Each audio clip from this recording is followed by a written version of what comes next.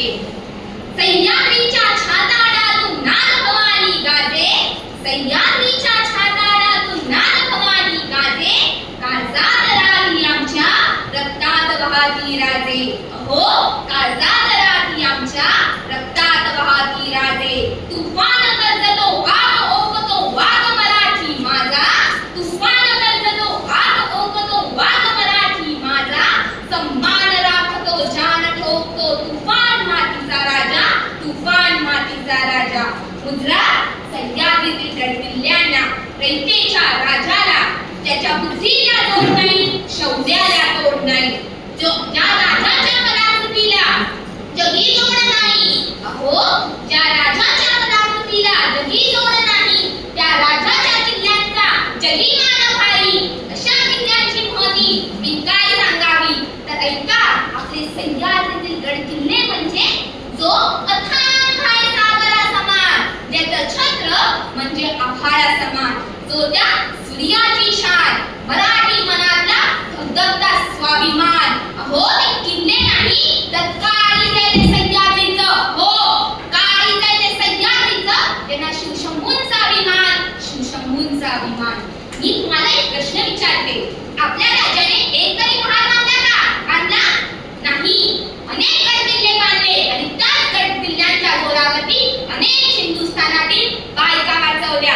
दुसरं म्हणजे अनेक राजे आले, त्यांनी सुंदर सुंदर महाल बांधले, पण त्या महाल बांधणाऱ्या कारगिरांचे हात छाटले. पण शिवरायांनी, अहो रयतेच्या राजाने 392 गडकिल्ले बांधले. किती? 392 गडकिल्ले बांधले. आणि ह्या गडकिल्ल्यांच्या जोरावरती प्रत्येक कलाकाराला योग्य असा सन्मान दिला. म्हणूनच महाराष्ट्राचे खरे ऐश्वर्य, खरी शान म्हणजे आपले सह्याद्रीतील गडकिल्ले.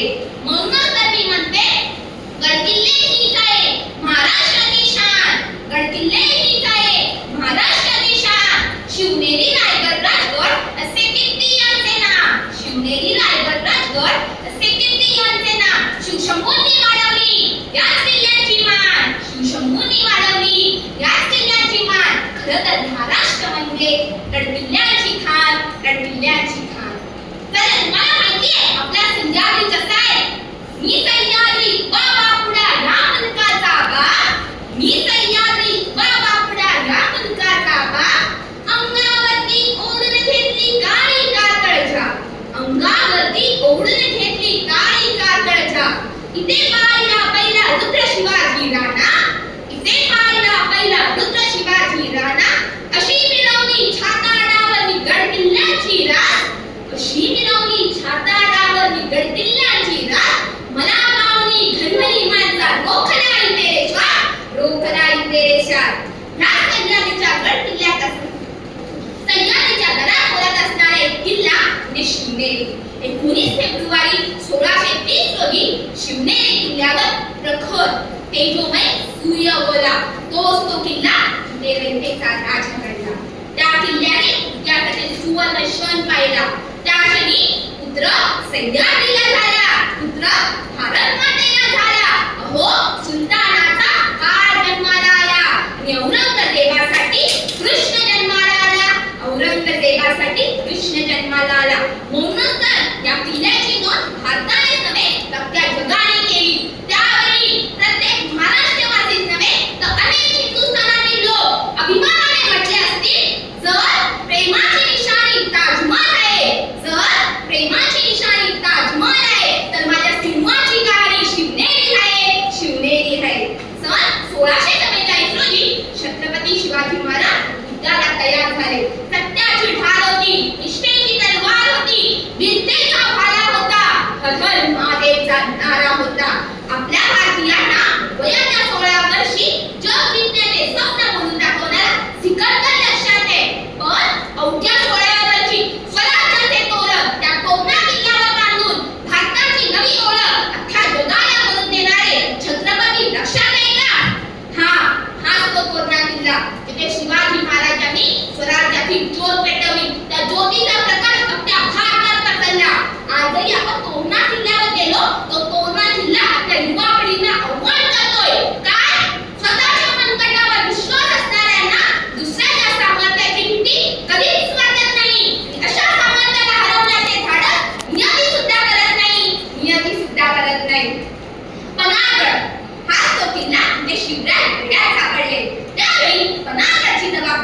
त्र्यंबक भास्कर यांच्यावर होती.